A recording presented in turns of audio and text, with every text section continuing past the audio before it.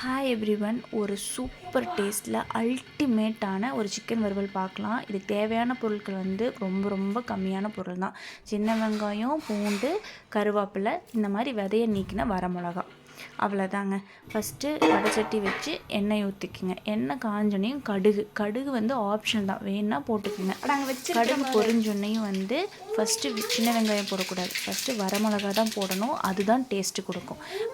நல்லா ஞாபகம் வச்சுக்கோங்க. விதையை ரிமூவ் பண்ணிடுங்க, இல்லைன்னா காரம் ஊர்பட்டு ஆயிரும். நல்லா வந்து வரமிளகா வணங்கினோன்னையும் வெங்காயத்தை போட்டு வெங்காயம் நல்லா வணங்கணும். அந்த வெங்காயத்தோட கலர் வந்து மாறணும், அந்த அளவுக்கு வதக்கிடுங்க. இது முடிஞ்சோன்னையும் பூண்டு நெக்ஸ்ட்டு பொருள். பூண்டையும் போட்டு நல்லா வதக்கிடுங்க. பூண்டில் இருக்கிற பச்சை வாசம் எல்லாம் போயிடணும். பூண்டு மட்டும் போதுங்க, இஞ்சி வேண்டாம். நல்லா வதக்கி விட்டுட்டு அந்த கலர் வந்து அப்படியே சேஞ்ச் ஆயிடணும். ஓகேங்களா? இது வந்து எங்கள் அப்பா தான் செய்வார். இது யூடியூப்பில் பார்த்து செய்யலைங்க. எங்கள் அப்பாவே வந்து ஒரு நாள் செய்யலைன்னு ஆரம்பித்தார். இப்போ வாரம் சண்டே ஆனால் எங்கள் அப்பா தான் செய்கிறாரு. அல்டிமேட்டாக இருக்குங்க. நாங்கள் எப்போ தான் ரெடி ஆகுன்னு சொல்லிட்டு ஒரு ரவுண்ட் வெயிட் பண்ணிகிட்டே இருப்போம். இது வேகிற கேப்பில் வந்து சூப்பு வந்து அதையும் குடிச்சிடுவோம். அதுக்கு மேலே டேஸ்ட்டாக இருக்குங்க. இதில் ஒரு சின்ன வந்து டேஸ்ட்டு கூட்டுறதுக்கான டிப்ஸ் என்னென்னா, நீங்கள் சிக்கனை போட்டு பச்சை தண்ணி ஊற்றுவீங்களா வேகறதுக்கு? பச்சை தண்ணி ஊற்றக்கூடாது, சுடுதண்ணி காய வச்சு ஊற்றி பாருங்கள். அப்படி ஒரு டேஸ்ட்டாக இருக்கும். நல்ல டிஃப்ரென்ஸ், பச்சை தண்ணி ஊற்றுறக்கும் சுடுதண்ணி ஊற்றுறக்கும் அவ்வளோ டிஃப்ரென்ஸாக இருக்குங்க. இதெல்லாம் வெந்து முடிச்சோன்னே சிக்கனை மஞ்சத்தூள் போட்டு ஏற்கனவே கழுவி வச்சுருப்பீங்களா, சிக்கனையும் போட்டு நல்லா ஒரு ஓட்டி விடுங்க. ஓகேவா? நல்லா ஓட்டி விட்டு சிக்கனுக்கு தேவையான உப்பையும் வந்து கலந்து விடுங்க. எப்போவுமே சிக்கனுக்கு உப்பு போட்டால் அது தண்ணி விடும், கரெக்டுங்களா? அந்த தண்ணியிலே கொஞ்சம் நேரம் வேகணும். அப்போ தான் வந்து அந்த டேஸ்டெல்லாம் அந்த சிக்கனில் இறங்கி டேஸ்ட் அப்படியே அல்டிமேட்டாக இருக்கும். ஓகேங்களா? நான் வந்து இது மிக்ஸ் பண்ணுற கேப்பில் நான் வந்து ஒரு ஸ்டோரி சொல்கிறேன். ஃபஸ்ட்டெல்லாம் வந்து நான் சின்ன வயசாக இருக்கிறப்பெல்லாம் எங்கள் வீட்டில் வந்து மாமரம் இருக்குங்க. சண்டே ஆனால் விறகு கூட்டி பெரிய இரும்பு வடைச்சட்டி இருக்கும்.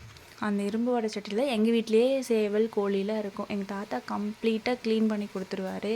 நாங்கள் எல்லாம் ரவுண்டாக உட்காந்து அதில் பார்த்து எப்படிடா செய்வாங்க அப்படின்னு பார்த்துட்ருப்போம். அதுக்கப்புறம் ஒவ்வொரு தட்டமாக போட்டு தருவாங்க.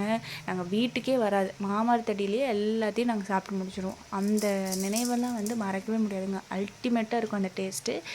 இதுவும் அதே டேஸ்ட் தான். அப்போ எனக்கு ஞாபகம் இல்லை, சாப்பிட்டது தான் எனக்கு ஞாபகம் இருக்குது. எப்படி செஞ்சாங்கன்னு எனக்கு மறந்து போச்சு. ஆனால் சூப்பராக இருக்குங்க. அந்த நினைவுகள்லாம் வந்து என்னால் மறக்கவே முடியாது.